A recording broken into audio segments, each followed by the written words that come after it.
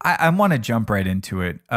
You guys have got some knowledge to drop on fusion rifles. Yes. And this is the flavor of the week right now. Fusion rifles are in a very good place, and you can have the unique experience of going into Rumble and playing against 5 other fusion rifles right now. But it wasn't always this way. No. You guys have been working on the fusion rifles for a minute, yeah? Yes, I actually started way back when in the beta. So I've experienced in both Xbox One and PS4 every single aspect of a fusion rifle, from when they were the best guns in the game to the worst. And now we're in that limbo where it's like they're starting to get really good. Yo, let me ask, what's your favorite fusion rifle in terms of the noise it makes when it's charging? It used to be the Thesan, because just the sound of Omalon fusion rifles is amazing. Back in the day, it was in year one, it was the Vex, because nothing was like it. But right now, I absolutely love Plan C's charge sound. I'm going to do an impression of my favorite fusion rifle, and you guys have to guess if you can recognize it, okay? Game. Telesta! Putting aside the exotics, what's a good way for people to get into the world of fusion rifles? What are some of the standouts right now? 3 standouts. Susano for Warlocks is always a fantastic choice, considering that it's given to you. Susanu, yes. The second is the Pantaray from the Crucible vendor. Great stat for a range fusion rifle. And then the third would definitely be the Vacancy and the Vortex from the Future War Cult vendors, just for a beginner to get into the game, to learn how fusion rifles work. And then, of course, it has such a low charge rate and such a high impact where the weapon is gonna force you to understand where you have to be in order to use it. So like, you're not going to be able to rush headlong at someone, charge up as you're jumping through the air and shoot them. No, you're going to have to bait them. You're going to have them come to you and that sort of thing. But I would definitely, my top pick for someone who is just joining the game, the Vacancy, definitely. So that's interesting. So you distinguish there. You mentioned a lot of very different guns in terms of charge time. Yes.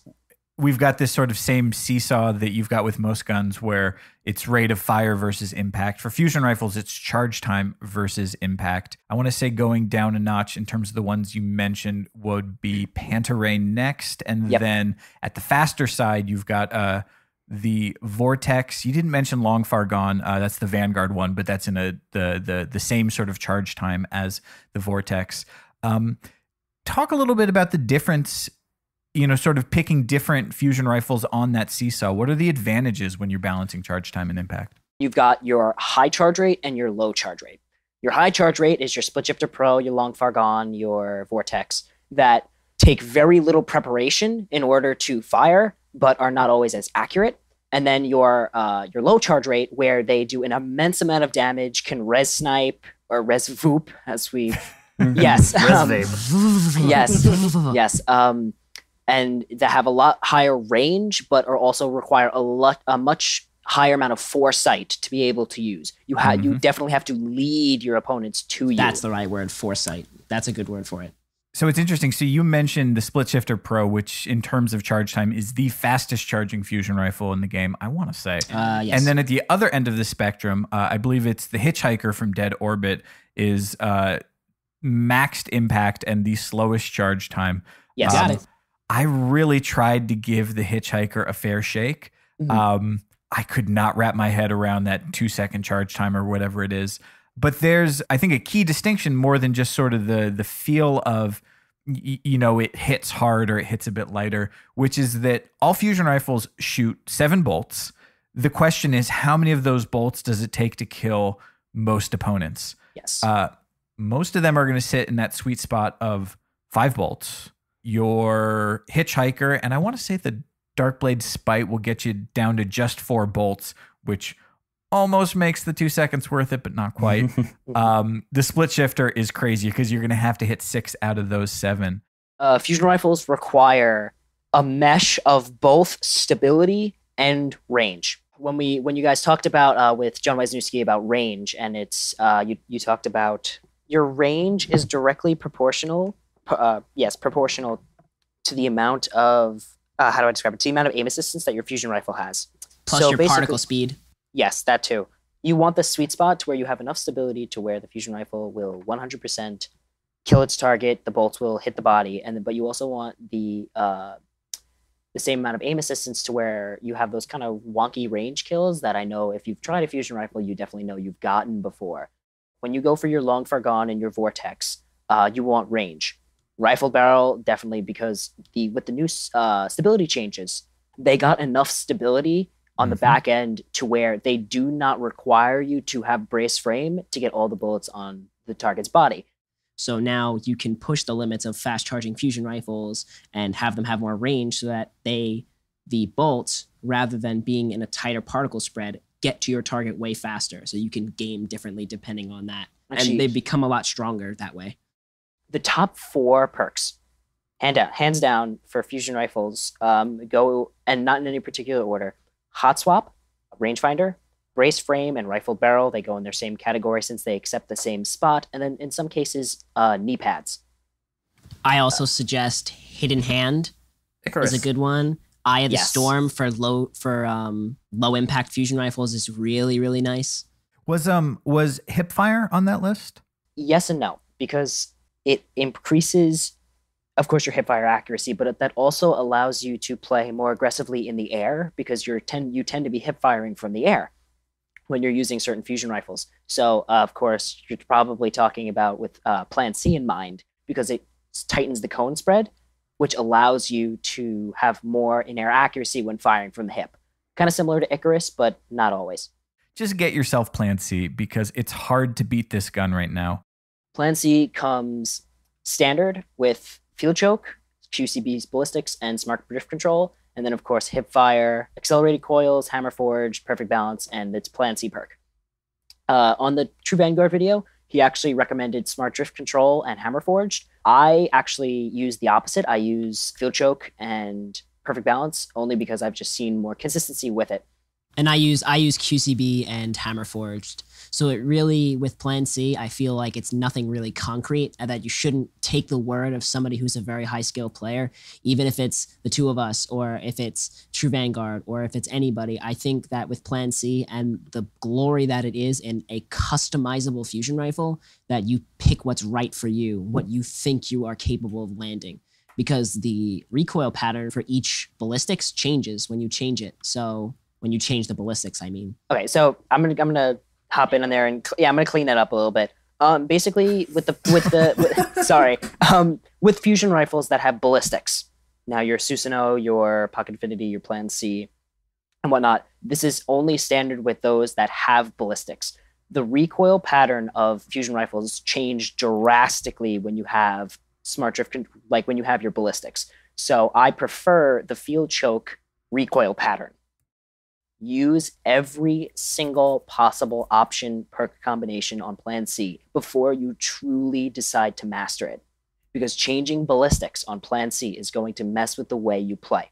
Field Choke has an almost centered recoil pattern, a centered cone length. So it tightens the cone in a specific way that I like to play aggressively with. And then, of course, that pairs with Perfect Balance. Now, again, it changes when you equip Smart Drift Control. It definitely changes the way it feels and the way it looks. And now on paper, Smart Drift Control and Hammer Forged is actually better than Field Choke and Perfect Balance.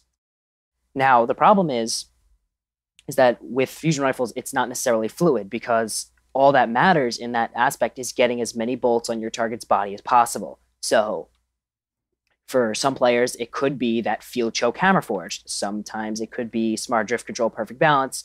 And sometimes it could be a combination of either, the two previously discussed.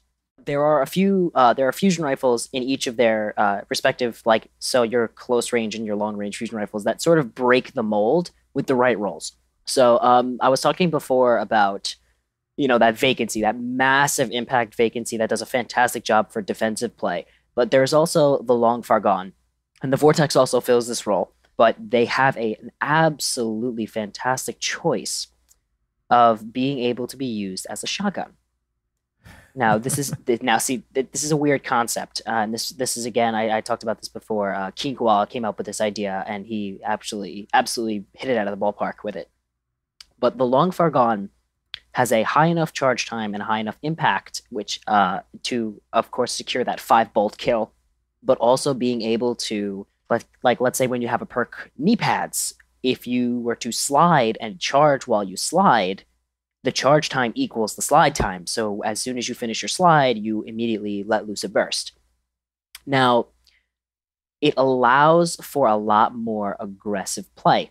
So your Long Far Gone allows you to use your fusion rifle like a shotgun and able to round corners very aggressively and charge up as you round that corner and slap someone in the face who's unlucky enough to get in your face. But also, and this is a huge one I love doing to a lot of shotgun warriors, and a little advice, definitely think about when you're coming around a corner, especially when you hear that little charge, because it is extremely, yes, because the aerial play with a max range Long Far Gone is better than an aerial shotgun play. I have to ask, there's one perk in particular that's preventing me from getting there because I can't decide if I want to use it or not. And it just keeps messing with getting truly comfortable with a gun. And that, of course, is accelerated coils, which for different guns is going to decrease your charge time significantly at the expense of some impact. Is accelerated coils worth it, or is there a better use for that perk slot? Okay, so this is a great choice when we talk about the Thesan, because I believe the Thesan is actually one of 2 fusion rifles that can run accelerated coils without having a major problem. The Thesan does a weird thing in that it is already different in that it curves up and to the right, unlike every other fusion rifle. Oh, that's However, what she said. Sorry, gentlemen. Focus. What accelerated coils does is that it turns the Thesan's impact tier, so it doesn't say it on the gun, but it turns its impact tier down to a Fontaray class impact tier while keeping its stability, reload speed, and range. Now, when this is the correct thing to do, is an interesting choice. Because now you want to decide whether or not the stability that the Thesan has and its recoil pattern is what you want to play with as your star fusion rifle. You mentioned there was one other fusion rifle where accelerated coils is a decent choice. Which one is that? Yes, the Split Shifter Pro. The Split Shifter Pro is probably actually the worst fusion rifle choice to use. Or the weakest out of the bunch. Yes, the weakest out of the bunch, because of the fact that it cannot always reliably get the kill.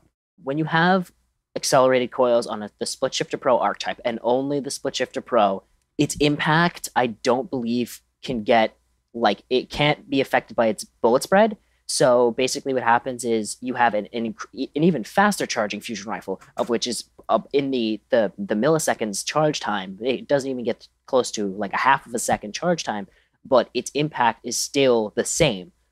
So it allows you to get that 6-bolt kill, but for faster. So that's the moral of the story with fusion rifles, is first discover who you are and then find the right fusion rifle to match. Go forth and voot, my son. From the people that brought you Crucible Radio comes the new hit sitcom, Battle Bros Plus One. They're 2 twins that love talking about fusion rifles. But Birds, on the other hand, well, he's a bit of a rumble pony. He just wants to play by himself. The QCB ballistics. I'm thinking QCB ballistics Hammer Forge. I think the recoil pattern is so bad. I mean, come on. I wish I could boot you guys from my party chat. IRL. Will they ever get along? Tune in to find out.